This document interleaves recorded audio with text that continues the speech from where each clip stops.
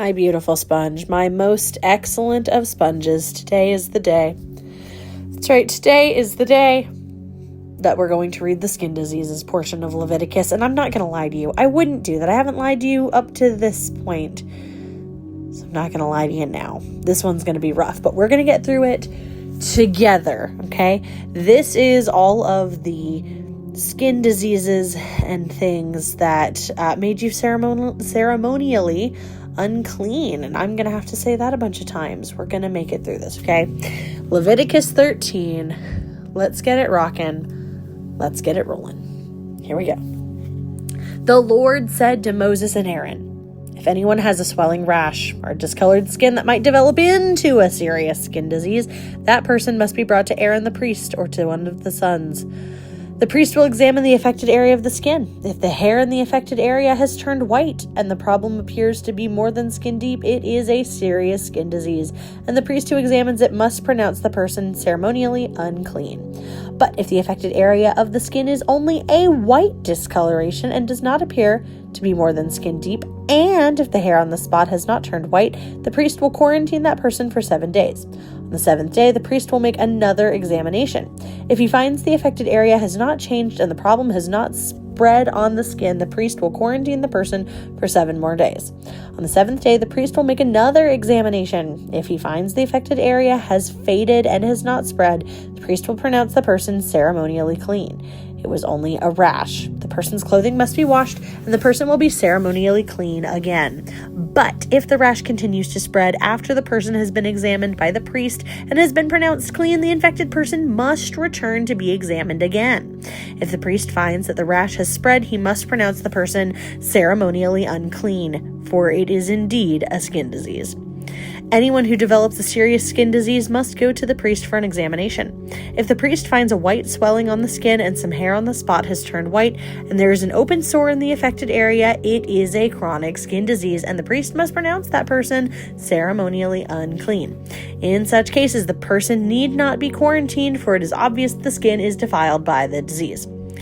Now, suppose the disease has spread all over the person's skin, covering the body from head to foot. When the priest examines the infected person and finds the disease covers the entire body, he will pronounce the person ceremonially clean. Since the skin has turned completely white, the person is clean. But if any open sores appear, the infected person will be pronounced ceremonially unclean. The priest must make this pronouncement as soon as he sees an open sore, since open sores indicate the presence of a skin disease. However, if the open sores heal and turn white like the rest of the skin, the person must return to the priest for another examination. If the affected areas have indeed turned white, the priest will then pronounce the person ceremonially clean by declaring, get this, you are clean. If anyone has a boil on the skin that has started to heal, but a white swelling or a reddish white spot develops in its place, that person must go to the priest to be examined. If the priest examines it and finds it to be more than skin deep, and if the hair in the affected area has turned white, the priest must pronounce the person ceremonially unclean. The boil has become a serious skin disease. But if the priest finds no white hair on the affected area and the problem appears to be no more than skin deep and has faded, the priest must quarantine the person for 7 days. If during that time the affected area spreads on the skin, the priest must pronounce the person ceremonially unclean because it is a serious skin disease. But if the area grows no larger and does not spread, it is merely the scar from the boil, and the priest will pronounce the person ceremonially clean. Halfway there, guys. If anyone has suffered a burn on the skin and the burned area changes color, becoming either reddish white or shiny white, the priest must examine it. If he finds that the hair in the affected area has turned white and the problem appears to be more than skin deep, a skin disease has broken out in the burn. The priest must then pronounce the person ceremonially unclean, for it is clearly a serious skin disease. But if the priest finds no white hair on the affected area and the problem appears to be no more than skin deep and has faded, the priest must quarantine the infected person for 7 days. On the 7th day, the priest must examine the person again. If the affected area has spread on the skin, the priest must pronounce that person ceremonially unclean, for it is clearly a serious skin disease. But if the affected area has not changed or spread on the skin and has faded, it is simply a swelling from the burn. The priest will then pronounce the person ceremonially clean, for it is only the scar from the burn. If anyone, either a man or a woman, has a sore on the head or the chin, the priest must examine it. If he finds that it is more than skin deep and has fine yellow hair on it, the priest must pronounce that person ceremonially unclean. It is a scabby sore of the head or the chin. If the priest examines the scabby sore and finds that it is only skin deep, but there is no black hair on it, he must quarantine the person for 7 days. On the 7th day, the priest must examine the sore again. If he finds that the scabby sore has not spread, there is no yellow hair on it, and it appears to be only skin deep, the person must shave off all his hair except the hair on the affected area. Then, the priest must quarantine the person for another 7 days. On the 7th day, he will examine the sore again. If it has not spread and appears to be no more than skin deep, the priest will pronounce the person ceremonially clean. The person's clothing must be washed and the person will be ceremonially clean. But if the scabby sore begins to spread after the person is pronounced clean, the priest must do another examination. If he finds that the sore has spread, the priest does not need to look for yellow hair. The infected person is ceremonially unclean. But if the color of the scabby sore does not change and the black hair has grown on it, it has healed. The priest will then pronounce the person ceremonially clean. If anyone, either a man or a woman, has a shiny white patch on the skin, the priest must examine the affected area. If he finds that the shiny patches are only pale white, this is a harmless skin rash, and the person is ceremonially clean. If a man loses his hair and his head becomes bald, he is still ceremonially clean. And if he loses hair on his forehead, he simply has a bald forehead. He is still clean. However, if a reddish-white sore appears on the bald area, top of his head or on his forehead, that is a skin disease. The priest must examine him, and if he finds swelling around the reddish-white sore anywhere on the man's head, and it looks like a skin disease, the man is indeed infected with skin disease and is unclean. The priest must pronounce him ceremonially unclean because the sore is on his head. Those who suffer from a serious skin disease must tear their clothing and leave their hair uncombed.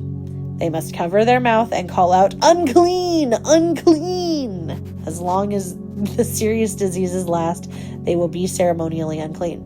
They must live in isolation in their place outside the camp. Treatment of contaminated clothing. So glad you asked. Now suppose mildew contaminates some woolen or linen clothing, woolen or linen fabric, the hide of an animal, or anything made of leather. If the contaminated area in the clothing, the animal hide, the fabric, or the leather article has turned greenish or reddish, it is contaminated with mildew and must be shown to the priest.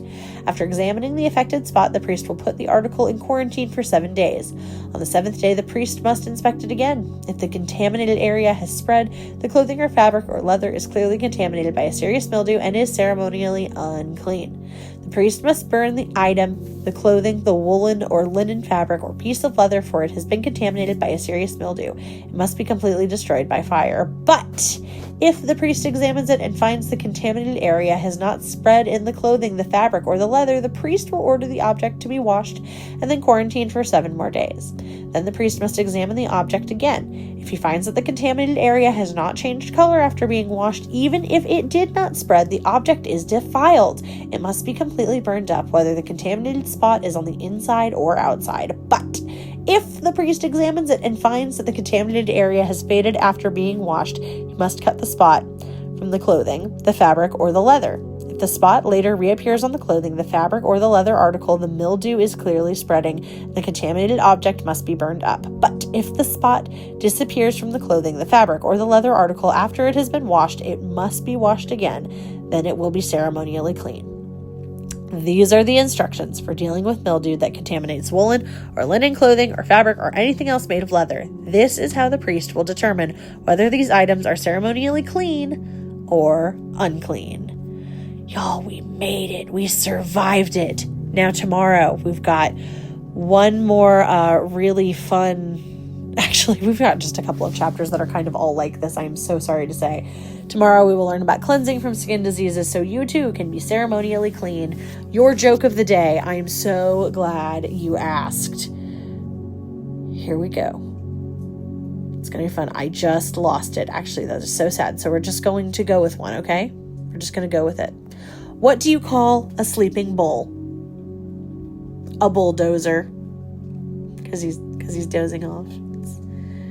It's funny. How about this one? I'll give you one more because that one was so long. What do you call, or what did the cookie say when he went to the doctor? That he was feeling a little crummy. That's all I've got. You beautiful, beautiful sponge. Have a wonderful whatever the time of day you're having.